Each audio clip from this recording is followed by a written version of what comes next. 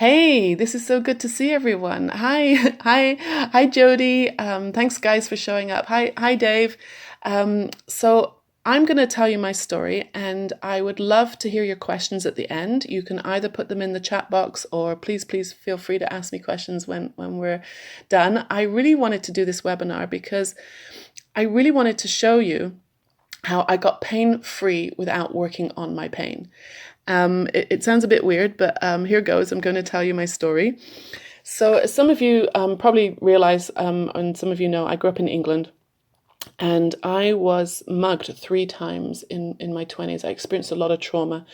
And as a result, I ended up with 3 herniated discs, a fractured skull, and 2 broken vertebrae. C2 and C3 were cracked through.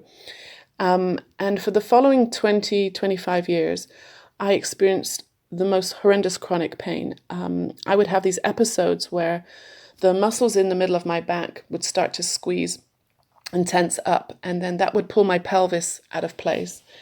And then sciatica pain would go shooting down my leg, my thigh, my front of my shin would be burning.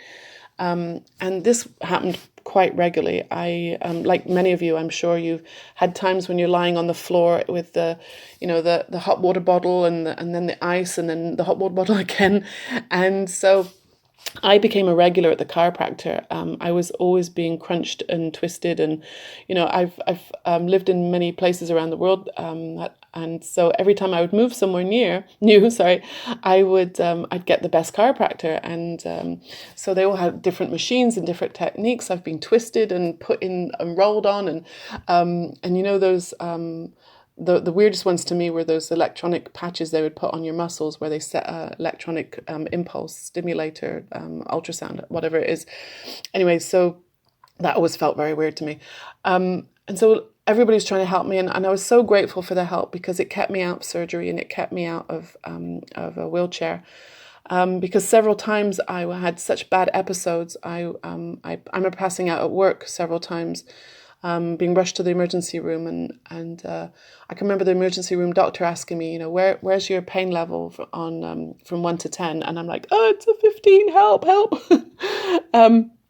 And so this became routine, and there were times when I actually lost all the power in my legs. I would look down at my legs and they just wouldn't move. I can think of at least 3 times when I got stuck places and actually had to ask people to come and help me. There was one time I'd come back from the chiropractor and having a really, really bad episode, and I got myself kind of half out of my car and I got stuck. I had one arm on the open door, like the top of the door, and one arm on the backrest of the driver's seat. And I'm looking at my legs and they will not move. There's no power there, and just praying for a neighbor to come by and help me get back into my bed. In fact, the last episode I had like that, I actually was trying to cross the road, stumbling home from the chiropractor, and I was near a corner, and I knew that the road was actually quite wide there, so I knew I didn't have enough power in my legs to get across the road before, God forbid, a car came around the corner. So I kind of rested on this water pipe that was sticking out the wall, and I got stuck there. As soon as I stopped moving, my legs would not shift. So I actually had to call a girlfriend and actually come and help me cross the road. She's like, what? She had to take my shoes off for me and help me up the steps. Oh my gosh, what a mess. So this had just become my life. And during this 20 years, I'd also become a trauma counselor because thank God I recovered from my PTSD and all the terrible things that happened to me. And I was helping other people get well and dealing with all kinds of different mental health issues. And during this time, I did a lot of studying and research into the mind and how it works, and about how I got stuck in the self-help aisle at the bookstore, like I'm sure some of you have. Yeah, I see guys nodding. So I got into A Course in Miracles, and I got into the Enneagram. I became a certified life coach. And I actually did training with the World Health Organization to become a psychological first responder. So I've done a lot of research and training into the medical understanding of the stress response, the fight or flight responses, I'm sure some of you know about. And about 5 years ago, I came across a new understanding of the mind Sometimes it's called the three principles, sometimes it's called innate health or health realization. And I was so taken with these new ideas that I decided to become a practitioner. There's an amazing course in London, so I decided to do this 6-month course. Now, I live in Israel, and flying backwards and forwards to London is expensive, plus the expense of the course. So I realized I needed to save some money. So I looked around my budget, and I realized I hadn't had any pain in a while. So I thought maybe I could cut out the chiropractic visits, and then I could, if I get into any trouble, I could always, call her up again. And I had an excellent chiropractor. She was amazing, very talented, very caring. So I put the appointments on hold and did this course, which was absolutely fabulous, and got a deeper and deeper grounding and understanding into how the mind works. And when I finished the course, I suddenly noticed that I hadn't had any pain in quite a long time. In fact, I couldn't actually remember having an episode since that time I got stuck on the wall trying to cross the road, which is actually 10 years ago now. So at this point, I realized I hadn't had even a twinge or a minor episode for about 3 or 4 years. And I was telling my friend this, and I realized that exactly the time I'd been around this new understanding of the mind was how long I hadn't had any twinges or pain in my back. So my friend told me about that there are doctors out there who are starting to make the connection between the mind and body connection and chronic pain. Excuse me. And so I started doing some research. And of course, the first doctor I came across is Dr. Sarno. He was one of the first doctors to make this connection. And for those of you who haven't heard of Dr. Sarno, real quick, he made the connection between people suppressing rage and anger, and that affecting the blood flow. And he said it was only actually a 5% depletion in oxygen to the muscles that was causing the pain. Now, this to me is good news because, first of all, 5% is benign. It means that there's no damage being caused by this. And also that if it's coming from stress, that means it wasn't coming from my injuries. And as I was reading Dr. Sarno's research, he actually mentions that the femur bone, which is the thigh bone, the largest bone in your body, if you were to break that bone, which apparently is quite hard to break it, but if you did, it would heal between, I think, like 4 to 6, maybe 8 weeks tops. And I suddenly realized if my injuries had healed 20, 25 years ago, then how come I'm still experiencing pain? Excuse me. So I realized that the pain is coming from something else. And I looked at the times when I was experiencing this chronic pain, and there were times when I was really quite stressed. I was actually living in Los Angeles all that time, and worked in the film business. I did special effects in movies. And it's a very high stressed business. It's very competitive. You're only as good as your last job. And so I noticed that that's often when my back would go out when I was working or trying to get onto the next job. And then the last 5 years that I lived in LA, I was a school teacher, which is very stressful. And I can remember walking around school a lot of the time with a hot water bottle strapped to my back. So if there's any school teachers out there, trust me, I get it. So the first thing I learned to tell my clients is that the pain is real. You are not imagining the pain. And Dr. Sarno said it was one of the most excruciating pains he'd ever come across in his clinical practice. And then since then, other doctors like Dr. Hanscom and Dr. Schubiner and Schechter, Dr. Lorimer Moseley, they have all done a lot of research in how pain manifests in the body, and how it's usually if there isn't something organic. And by the way, anybody listening, if you do have pain, please go to the doctor first to rule out anything organic, like God forbid a tumor or something else that could be causing the pain. And if you've been told that there isn't anything actually causing the pain, then what is fascinating to me is that the mind-body connection is that the state of my mind was causing the pain. So from an understanding of the stress response, what happens is when we're in an emergency situation, the amazing way we are made, cortisol and adrenaline and glucose are pumped into the body. And if we're just experiencing anxiety and we're not actually running from a burning house, then all those stress hormones and chemicals are staying in the body for longer than they were designed to. And this starts to dysregulate many systems in the body, including the nervous system.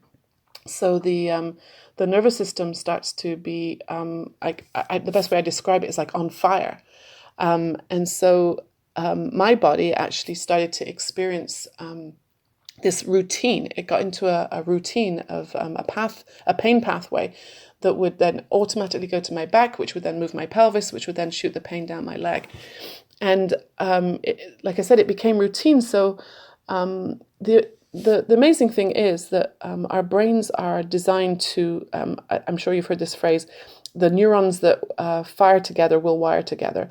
And this is a good thing because that's how we learn to ride a bicycle, or we learn to, pick up a pen and write our name when we're kids. Thank God those muscles and tendons and brain circuits remember how to do that, because if you repeat an action, it will remember it. And we don't have to think about which muscles to use and which tendons to pull and loosen when we're riding a bicycle. You just know how to do it. You always remember how to ride a bike. So the same, from what I understand, the same had become true of pain. And the best analogy I've heard is that when you create a pain pathway like that, or any kind of a neurological pathway, it's like a river carving out a riverbed. And like a river, if you divert the path of the water, it could be like a natural thing, like a tree falling or a man-made dam, for example. It can start to carve out a new pathway, a new riverbed. So the other pathway, it's not like it's going away. It's still there, but we can create new pain pathways. So with this new understanding of the mind, what I started to realize, what I saw for me and how my pain went away, is that my thinking was calming down. What I noticed was when I was in those really stressed out times, my thinking was very speeded up, very, very spinning, trying to work out, how I was going to get to the top in my career, or how I was going to manage those fourth grade kids who were driving me crazy, or whatever it was, or how I was going to not lose my job because the fourth graders were acting out, and and not to pick on fourth graders, all kids act out at some point in school, and so. As I'm trying to deal with these stressful situations, my thinking is speeding up, and so it was setting off these neurological pathways, which then result in my back twisting and the pain shooting down my leg, and so the more I was understanding this, my thinking was calming down, and as my thinking calmed down, and I realized that in our thinking, we are always feeling our thinking. These are ideas I started to understand, that my thoughts were creating my reality. And so if my thinking is like a low level, like I'm stressed, I'm nervous, I'm anxious, then that is going to create a thinking environment in my mind that is going to affect the stress response. And what I think happened for me, as I started to understand this and I became less and less frightened of my own experience, to quote Sydney Banks, who's who put these ideas together in the first place, as I became less frightened of my life experiences, my state of mind got better. And as my state of mind, my level of consciousness started to go up, my reality started to change. And it wasn't like suddenly those fourth graders aren't scary anymore, or are suddenly behaving. My thoughts about them were getting better. Or my thoughts about and you can fill in the blank here, whatever you find are the things that stress you. It could be family situations, it could be finances, it could be health matters, it could be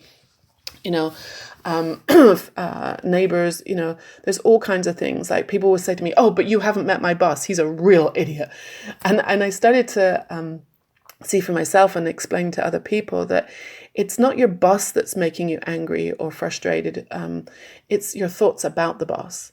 For example, I had a client who had a phobia about needles, injections, and she was about to start a treatment, an in vitro treatment, which I understand takes a lot of injections. And so she called me frantic, like terrified that, she wouldn't be able to do all these injections for her treatment. So I started explaining to her that it wasn't the needle that was causing her fear, it was her thoughts about the needle that was causing her fear. The same with flying. For people who have a fear of flying, I bet you that they start having the anxiety at least hours, days, or even weeks before the flight. So therefore, it can't be the flight or being up in the air that's causing their fear. It's their thoughts about it that's causing the fear. So as I started understanding this, I started seeing the connection with pain, because whenever I was having one of those chronic pain episodes, my thoughts would escalate immediately. Like, oh my gosh, this time it's not going to go away. Like as soon as I would get one, it's like, call the chiropractor, get the ice, get the hot water bottle. Even if the pain hadn't, actually processed into anything chronic at that point, I was anticipating it, and the anticipation would produce thoughts that would like activate the stress response. It was a vicious cycle. And so I got to the point, like I said, where I was doing monthly chiropractic appointments because I was trying to avoid these things happening. So every time I go to a chiropractor and they say, oh, your muscles in your neck, they're so tense, they're so tense. Even the hairdresser would tell me that your neck muscles are so tense. And I'm like, yeah, I know, that's me. So even in these things I was doing to prevent the pain coming on, what they were doing was they were helping me focus on the fact that there's a problem.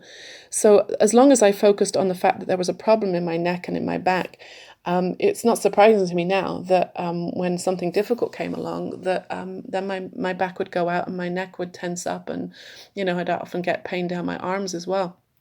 And I've had pains in my hands. I've also had a lot of what is sometimes called symptom imperatives, which is where you get other symptoms in your body that are also coming from the stress response. Like, for example, migraines. My mother had terrible migraines. She would get so sick that actually even daylight would make her feel nauseous, and she'd have to lie in a dark room for 2 or 3 days. And my mother was a very tense person. I personally had chronic hay fever and chronic urine infections when I was a kid. I went through high school with a school bag that looked like a pharmacy. I had hay fever, asthma in my 20s when I was in college. I later on got IBS. I got carpal tunnel, all kinds of things, other ways that the body is dealing with this pain. And what I learned was that I don't have to react to my thoughts. In fact, I had an amazing experience just recently. I was on my way to I was going to go to London to speak in a conference, and the week before I went, I actually had an asthma attack. Now, I hadn't had one since I was in college. And what happened was I was like trying not to get upset about the asthma, because if you panic in an asthma attack, that's clearly going to make it worse. So I was just sitting calmly. I was teaching at the time, and my students were beginning to panic. Like, quick, we need to go to the emergency room, or find Google something, get an inhaler. But I stayed calm because I knew that panicking would make it worse. I stayed calm, and I had this thought go through the back of my head, and it said, oh my gosh, if this gets worse, it's going to spoil your trip to London. But the amazing thing is I didn't have anything on that thought. The thought was able to pass without me reacting to it. And consequently, I was able to, sit calmly. And later on, when the asthma was still there, I realized, I need to go to the doctor. I went to the doctor, and he put me on a nebulizer because he said there wasn't enough oxygen in my blood.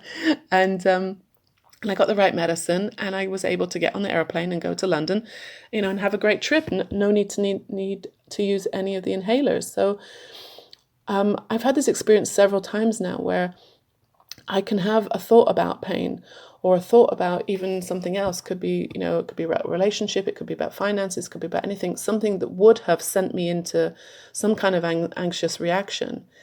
And not having anything on it to learn to be like an observer of the thoughts. I haven't had to journal, I haven't had to go to therapy, I haven't had to do anything.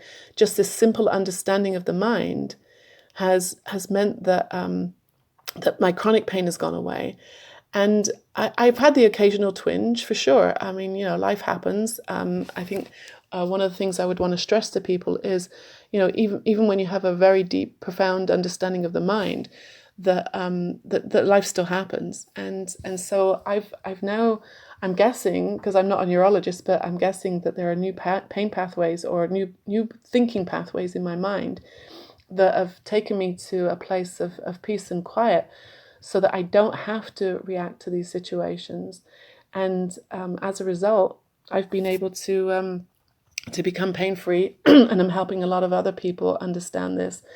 And it's an incredible privilege, and I'm really excited to tell you guys about it. And I'm now looking forward to your questions. So please, guys, please ask me some questions.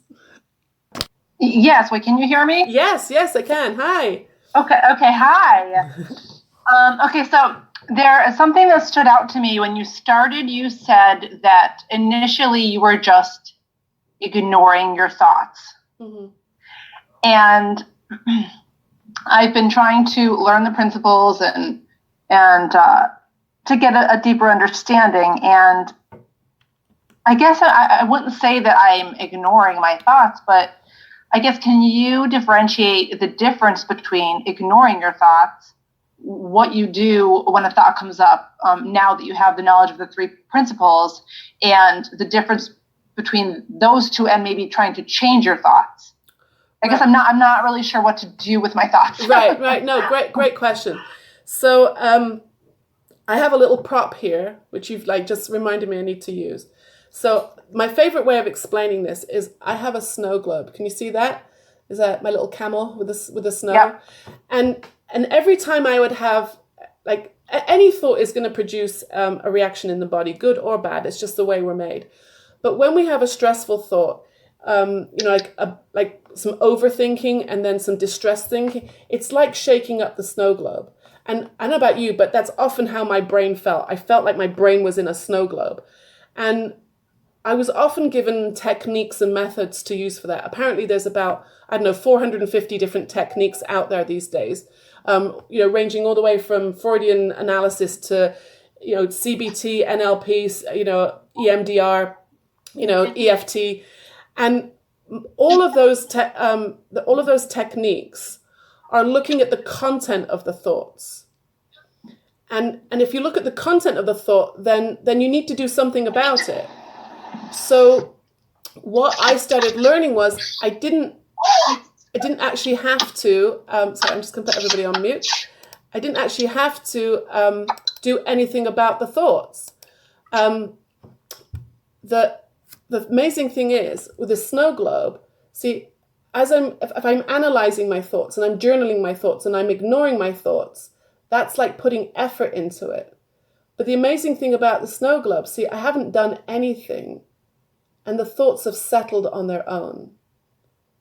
See, that is the amazing way we're made. Our brains are like that. And most of us don't know that because we're being told to do this, go there. Like even like yoga is, it's nice and peaceful, or journaling, you're getting your thoughts out, but it's an activity. So it's confirming the problem, that there's a problem there.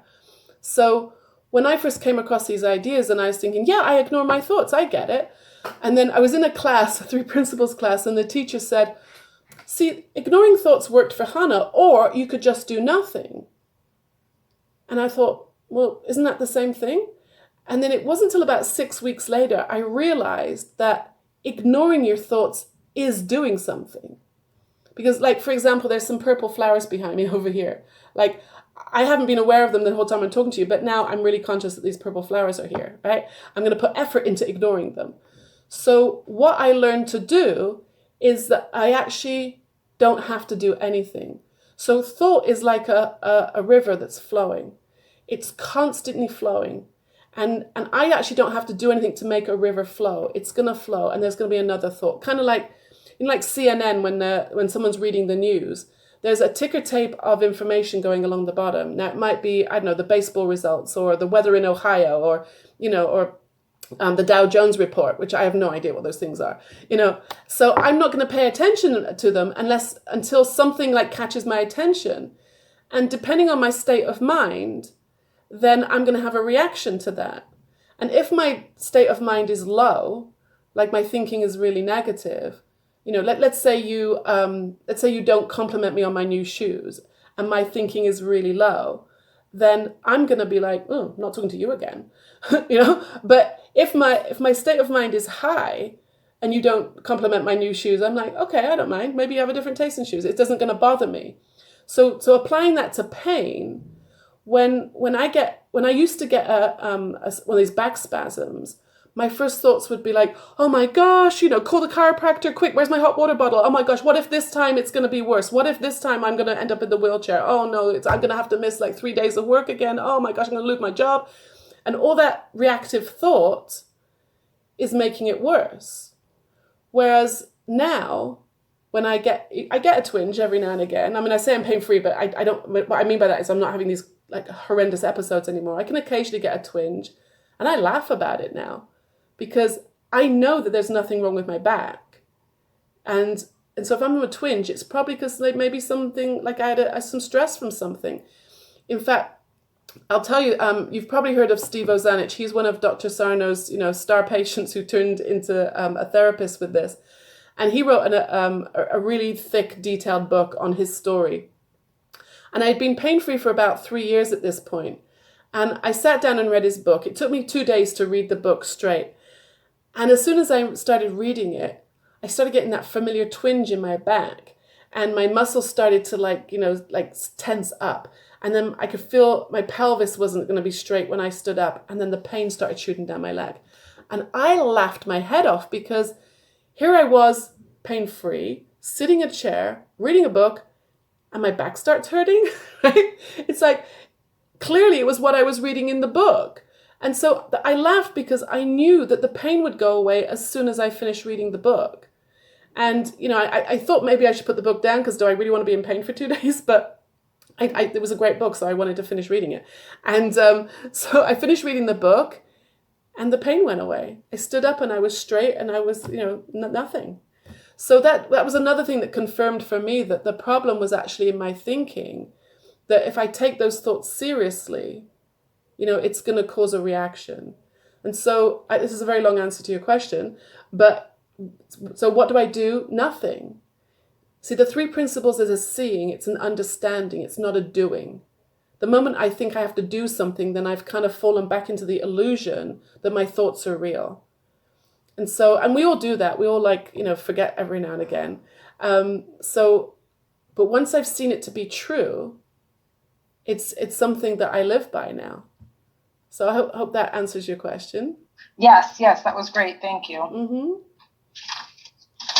So, anybody else? Anybody else want to ask a question? Imran? Hi, can you hear me? Yes, hi.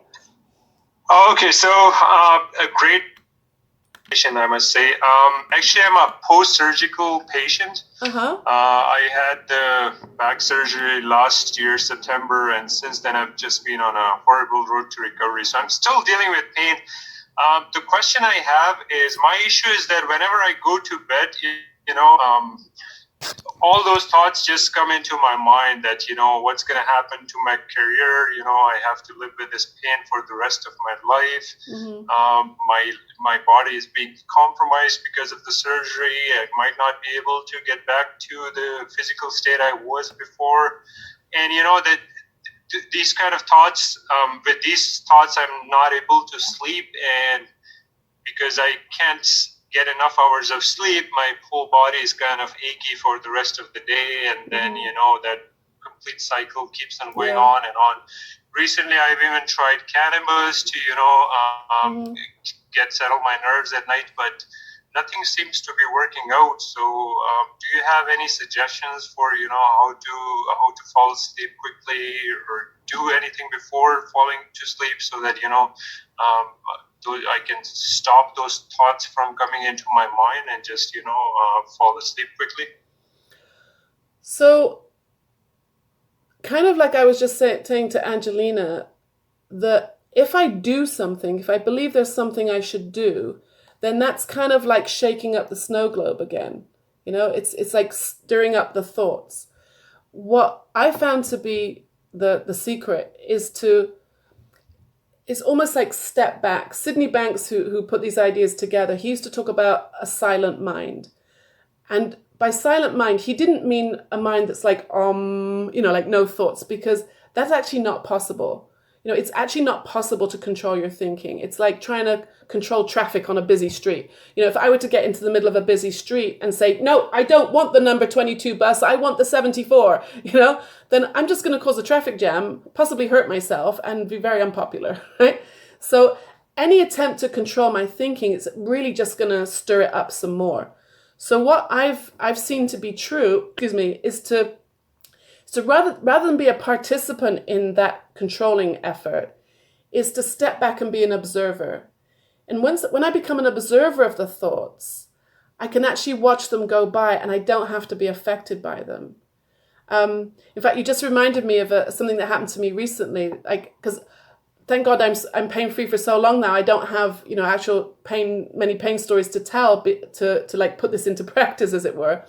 But about 2 or 3 weeks ago, I was invited out to dinner, and my friend has a beautiful garden. So she had the dinner party in the garden, and we had this beautiful meal, lovely company, and it's hot, it's the summer, and fairy lights on. It was just such a really idyllic evening.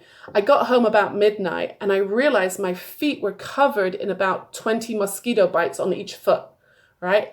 Ouch, along with my allergies and my, eczema and hay fever and all these other stress response, things I've been suffering over the years. I'm one of those people that if there's a mosquito anywhere, it's going to bite me, and it's going to bite me a lot, So here I was with 20 bites on each foot, and I'm like, oh no. So I'm really tired, and I go to bed, and 20 minutes later I wake up and I'm scratching the mosquito bites, and they're burning now, and and then I'm like half asleep, and then I'm go to sleep, and then I'm scratching, and I'm waking up and scratching and going back to sleep, and it's a nightmare. And I can remember waking up at about 2:00 in the morning, and my feet are on fire, because I've been scratching them, and it really hurts, and now my thinking is really busy. I'm thinking, why does she have to have a dinner party in the garden? What a stupid idea. Doesn't she know that I get bitten? What a crazy thing. She has a beautiful dining room. Why can't she have... So my thinking is going a little nuts. And then I'm also thinking I should get up and put something on the bites. And you hear all these wives' tale about, different remedies. And I was thinking, is it vinegar? Some people say toothpaste and some people say soap. And I'm like, my head is in a mess. And I'm really not going to sleep well now. And I suddenly caught myself. And because this understanding now is so ingrained in me, that I suddenly realized how busy my thinking was. And it stopped. As soon as I caught myself, it stopped. And it was weird. For about a split second, all I was experiencing was the absolute sensation of my burning feet. In fact, it felt like my legs were on fire. All I could feel was this burning sensation. I was suddenly so in the moment with it. I stayed with the physical sensation. And the next thing I can tell you is I woke up at about 8 a.m. having had a good sleep. And not only that, the mosquito bites just kind of faded away. Normally in that situation, they would hang around for several days, burning again, scratching, itching, ugh. And I don't know how else to explain it other than it felt like there was two things happening. There was the physiological sensation, like whether it's back pain or with me, it was this mosquito bites. And that's true. I'm not imagining it. There is some kind of, I don't know, poison or there's a reaction going on in the skin. That would happen to anybody. And then there's my thoughts about it. And because my thoughts about it were getting very reactive, it was making the whole experience much worse. Like pouring oil on the fire, as it were. And so as soon as I kind of caught myself and let my thoughts settle and just watch them go by, I was free of them and I was able to go to sleep. Now, I'm not prescribing that as a technique. In fact, I don't prescribe any techniques. This really is not a method or a technique. What I'm offering here is an understanding. And it really comes through insight. And when you have an insight, it kind of becomes part of you. Because if you're trying to understand this intellectually, like a university course, it's not going to work. Because a 5-year-old could repeat back to you, Your all experience, you're thinking, it's all about thoughts, but it's when you get it in here and you see that your thoughts are not you and that they are going to pass by no matter what you try and do. There's always going to be a new thought. Thoughts are like buses. There's always going to be another one. And all it takes is a new thought to have a new experience. And so I believe you can be in physical pain. You can be very uncomfortable and actually be an observer of it and not a participant. Does that make sense? Does that help? Yeah, that does make sense. Yeah, these are some good suggestions. So I'll give it a try and see. So, and anybody else? Okay. Thanks for the answer. You're welcome. I'm glad you're here, and I hope you feel better, and I hope you get a good night's sleep. I hope so too. Yeah. Yeah. Anybody else? Anybody else have some questions? Can I ask a quick question? Please. Yeah. In the past, I used to suffer a little bit from panic attacks, and I used to be able to. I used to have I could feel my heartbeat, and being sweaty. However, then I learned how to deal with it and how to control my mind and calm myself down, and I could feel it naturally occurring and going away effectively. Is it the same chain of thought with the back pain? Yeah, that's a really good point. My teacher, whose name is Dr. Bill Pettit, he's a psychiatrist for like 30, 40 years, and he knew Sid Banks, and he's been teaching his ideas for a very long time. I did a mind-body course with him earlier this year, and he always says that any kind of pain, and in fact, he would say a panic attack too, is a signal. In fact, he would say, it's my friend. It's telling me to slow down. It's telling me that I need to look at something. And so, like, he would say that, like, a panic attack, if anybody who's had a panic attack, if you ask them, honestly, what was going on before the panic attack, it was probably some distressed thinking. And before the distressed thinking, there was probably some overthinking. And before the overthinking, there was probably some unresolved hurt, grief, resentment, something was, like upsetting. So you can see how there's a chain reaction there that ends up with, with the panic attack. And then I've had people say to me, yeah, but I've woken up at 4:00 in the morning with a panic attack. You can't tell me I was thinking about anything. So I'd say, what were you thinking about before you went to sleep? Because the body still has to process all that adrenaline and, and cortisol and glucose that's being pumped around the body. And so when you see that if you play the videotape backwards, it all started off with taking those thoughts seriously, then, yeah, the same is true of pain. Because often when I looked at those times when I was having, these chronic episodes, I had a lot of thinking going on in my head that I wasn't dealing with, and it was usually some kind of unresolved hurt feelings, grief, resentment, jealousy, that kind of stuff. And I think, like Dr. Sarno talked about this personality type that has this kind of TMS condition, and he called them perfectionists and goodists. And, I thought, oh, that's me, because I'm a nice girl. I was brought up very nicely, very English, and we don't lose our tempers and we don't get angry, but I get frustrated, and that rage kind of goes inside. And so when I've identified those times when I was angry, or even now if I get a twinge, it's usually because something's going on, because you're a human being and that's what happens. And so now I've learned that if I do have a hurt feeling, or I do get resentment, or I get some kind of like something happens, I've learned not to take it seriously, so that it's not going to escalate into one of those episodes, or God forbid a panic attack. And what's happening is understanding. So it's like I said, it's not a technique. What's happening is we're understanding how the mind works. We're understanding human experience. And when you understand something, it's less frightening. And like when you learn a musical instrument, or you learn, like how to drive, when you don't know how to do something, it's like, oh my God, and then as you understand how the thing works, then there's the fear starts to drop away. So I think it's the same with our bodies. When we don't understand what's happening, it can be very frightening. But once you know that you are not broken, that you don't need fixing, that your body has this innate intelligence to heal itself, that you're going to be okay, then the fear starts to get less and less. Like did you know that teeth can heal? like this is one of the things I discovered. Like I when I lived in Los Angeles, I used to go to the UCLA dental school because it was cheap and I like to save money, and it's about like a third of the price.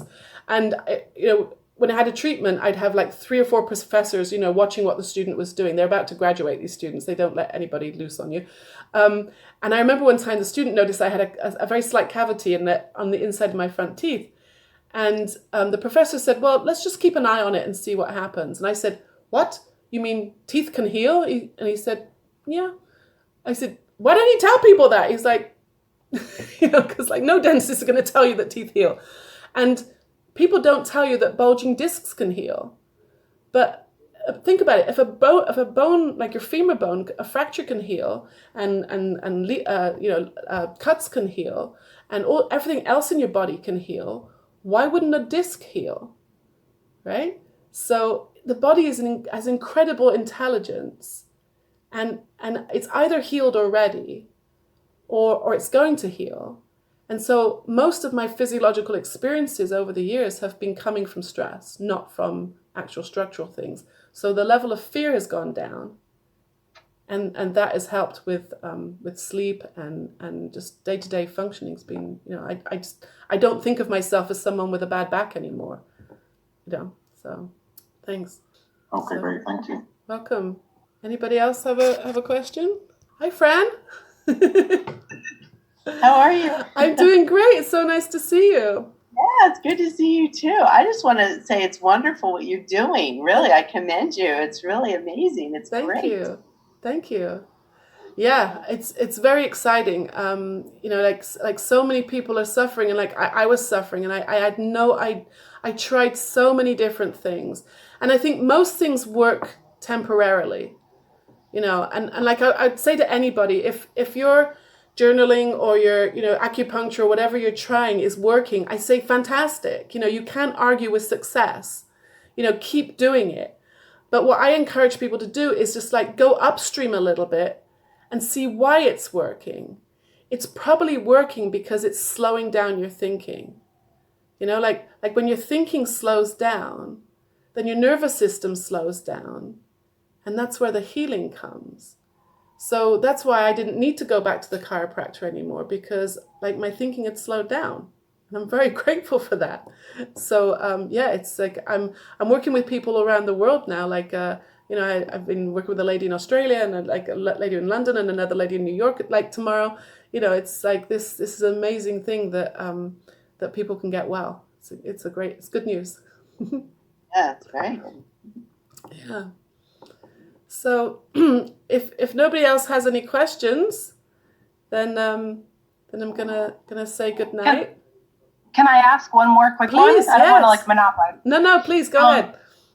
So a lot of the discussion has been about when our thoughts are causing us to feel discomfort, mm-hmm. right? Like anxiety or fear-based thoughts. And not engaging with them. But do you ever intentionally engage with thinking that produces positive feeling, or do you just kind of witness that in the same way? Interesting. It's funny. I just this weekend read Norman Cousins' book. Do you know who Norman Cousins is? Is he the one who healed with laughter? Yes. Yeah. I mean, the book was written in 1979, and I mean, it could have been written yesterday. It was just fantastic. I actually met his granddaughter recently. She lives near here. I'd heard about his story for a long time, and he was advocating basically vitamin C and laughter. For those of you who don't know, Norman Cousins was diagnosed with a very scary, fast degenerative spine condition. Basically, his spine was just crumbling.